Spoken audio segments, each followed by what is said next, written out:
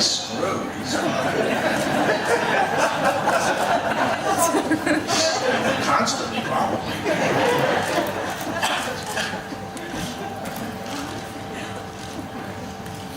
Bonjour, je voulais savoir si vous fonctionniez avec des modèles, des références. Si oui, est-ce que vous les avez rencontrés, est-ce que vous les avez dépassés et est-ce que ces références varient d'un projet à l'autre? Do you have any models or references? If yes, have you ever got to meet them, and did meeting them change anything for you? Were you able to go further? And did you change references from a film to the other? What? From in different projects, did you have different references or different models for each role? Role models? Yeah, definitely. I never ever wanted to act. It came time to go to college. There was subject. I was just going to take liberal arts. I was going to take some subjects, and some what I would have to take was math and history. So right next to the liberal arts was for the drama department. So I stepped over and said, all right, I'll be a drama major and just mess around for a year. That was in the 70s, and when I started getting into the acting, it was all these 70s movies, and the people that I really looked up to and admired and used as role models. I've been fortunate enough to work with, from Gene Hackman to Robert Duvall to De Niro to Pacino, Anthony Hopkins, Vanessa Redgrave, and all these people I would watch during the 70s when I was first forming what I wanted to do as an actor, and I've been able to work with all of them, so I've been extremely, extremely lucky in that way. Absolument, ça a même été très déterminant dans ma carrière, parce que moi, pour tout vous dire, je n'avais aucune intention de devenir acteur. Il a fallu que j'aille en fac, et arriver en fac, comme dans les facs américaines, choisir les matières principales. Donc il y avait des maths, de l'histoire, et moi je voulais faire des études d'art. Et il se trouve que non, dans la colonne d'à côté, en fait, c'était l'art dramatique. Donc je me suis dit, bon, je suis bien obligée, je vais prendre ça et je vais rien foutre pendant un an. Et je l'ai pris, et c'était les années 70, donc c'était le cinéma absolument florissant de ces années-là. Donc les gens que j'admirais vraiment, c'était des gens comme Robert Duvall, comme De Niro, comme Vanessa Redgrave, comme Anthony Hopkins, comme Al Pacino, et je les voyais, ils me nourrissaient. C'est vraiment eux qui m'ont en quelque sorte, à leur insu, montré le chemin et donné le goût de ce métier-là, et par chance j'ai eu effectivement le bonheur de travailler avec ces personnes qui ont été des mentors sans le savoir. Madame? Bonjour, je voulais savoir si on vous avait parfois confondu avec certains rôles emblématiques que vous incarniez, c'est-à-dire par exemple quand vous faisiez un rôle de mafieux, qu'après dans la rue les gens vous voient comme ce personnage. Voilà, merci. Did you ever feel that people in your life tend to, in a way, take you for who you've been on the screen? Like if you have a mob role, then think that that's the kind of person you are. Yeah. Sometimes. I mean, over the years now, because I have been lucky enough to do different kinds of things, it's less. But in the beginning, they all thought I was, some tough guy. And me, myself, Ray, I've never been in a fight at all. So to have these people who were that kind of energy, I would totally stay away from. But yeah, they do, and then it changes. Absolument, il se trouve que par chance, comme j'ai eu l'occasion de jouer des rôles un peu différents et prendre le contre-pied de ce qu'on m'attribuait, ça a un peu évolué, mais au début de ma carrière, en fait, comme je jouais le rôle d'un gros dur dans la vie, je passais pour un gros dur, alors qu'en réalité, l'homme que je suis est un doux qui essaye de s'éloigner de toute personne qui soit comme ça dans une énergie un peu nerveuse, mais c'est arrivé, le malentendu était courant au début de ma carrière. Peut-être une dernière question? Madame, devant?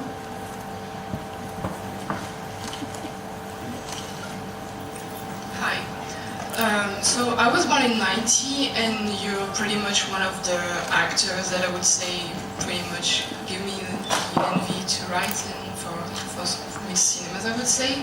So I have two questions for you, which is in role in The Iceman or The Plane, Beyond the Pine, or Killing Them Softly, or Goodfellas.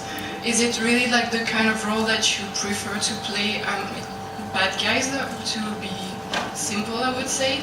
And if like somebody presents you a script, no matter the budget, because you really like the charisma of the character, would you say yes directly to playing it?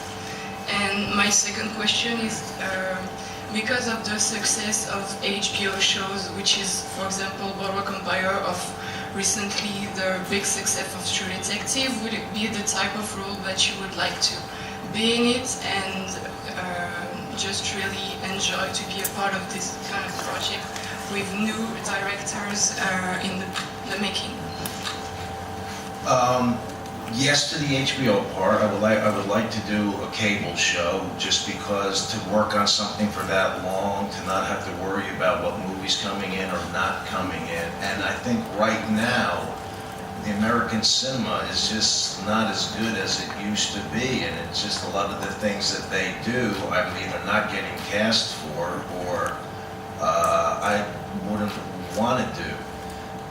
As far as the different types of roles, is that what you were asking? Well, like the Place Beyond the, not Iceman, what's the other one? Killing Them Softly. Yeah, Killing Them Softly, I always forget the name of the movies. Yeah, but I like that, because they beat me up. I was the one who was just a nice guy running the card game, and they got the, they just beat the crap out of me. So that to me I found intriguing, because I wasn't the one who was being aggressive.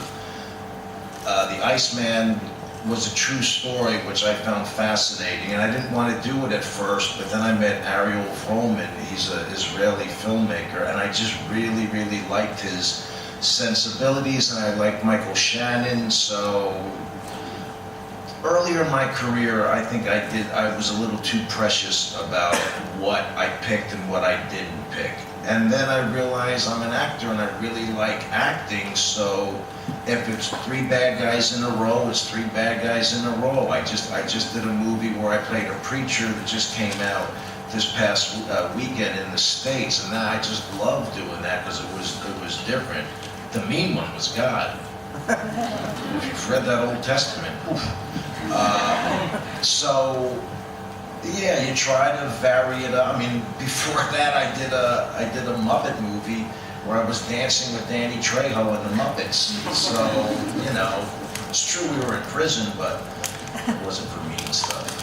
So yeah, it varies. And you said you're a writer, huh? I'm willing to become one, and I just really wanted to know writing. if yeah, I will send you. And would you have wanted to be the main character in The Iceman, for example? Yeah, I always want to be the main character. Always. That's why I get so mad at them, because they're the main character and I'm not. That's why I get mad. It's just part of the business. I'm going to be 60 at the end of this year, so things definitely change. The type of scripts that they're doing now. I can remember it all this. I forgot that she had to come in. I like your tattoo. Go on. Donc il aime bien vos tatouages. Donc la première question c'était, est-ce que d'abord HBO, est-ce que vous êtes tenté par ce nouveau phénomène aujourd'hui dans le paysage américain de la télévision câblée, des séries de qualité qui commencent à faire de l'ombre au cinéma? Et la réponse de Ray, c'est absolument, ça m'intéresse beaucoup, tout d'abord parce que ça vous débarrasse de l'anxiété de quel est le prochain film et que vous travaillez sur un projet de longue haleine avec des gens de qualité. Et finalement, c'est peut-être ce qui se passe de plus intéressant aujourd'hui aux États-Unis où le cinéma est plutôt dans une période creuse et où je ne suis même pas sûre d'avoir forcément envie qu'on me propose plus de rôles qu'on ne le fait. Donc absolument, la télévision câblée serait une tentation sérieuse pour moi. Et pour ce qui est de l'autre question qui était, est-ce que les rôles de méchants que vous avez joués sont ceux que vous tenez, ou est-ce que n'importe quel scénario de qualité pourrait vous tenter? Il a dit en fait, en l'occurrence, ceux que vous citez comme Iceman, ce sont des rôles de méchants que j'aime bien parce que je ne suis pas méchant, parce que je suis un pauvre type gentil. C'est un film d'action où on donne des coups, mais moi je suis celui qui prend des coups. Et ça m'intéresse plutôt. Et je dois dire que à l'origine, j'avais été assez réticent à accepter mon rôle dans Iceman, et que c'est parce que Ariel Folman était un cinéaste que j'ai admiré à cause du reste de la distribution que j'ai accepté. Je me suis rendu compte qu'il fallait que je sois peut-être un peu moins tatillon que j'avais été au début de ma carrière dans le choix de mes rôles, que j'avais tendance à vouloir absolument respecter cette alternance à laquelle vous faisiez allusion et que c'est pas grave. S'il y avait 3 rôles de suite qui étaient 3 rôles de méchants, il fallait quand même les accepter quand les projets en valaient le coup. Et c'est justement cette imprévu et cette variété qui fait le sel de nos métiers. Par exemple, là, je viens de faire le rôle d'un prêcheur, ça n'a rien à voir, ça a été une expérience très intéressante, c'est un film qui est sorti la semaine dernière aux États-Unis. Là, le méchant, c'est pas moi, c'est Dieu. Et juste avant, c'était un film de marionnettes où je dansais, donc c'est ça qui est chouette. Et moi, je vais avoir 60 ans l'année prochaine, le cinéma américain et mondial est en train de vraiment changer, donc c'est intéressant aussi de suivre cette évolution-là. Donc si c'est dans cet esprit que vous voulez commencer à écrire pour le cinéma, jetez-vous à l'eau et envoyez-moi votre scénario. Et applaudissez Monsieur Lyotard.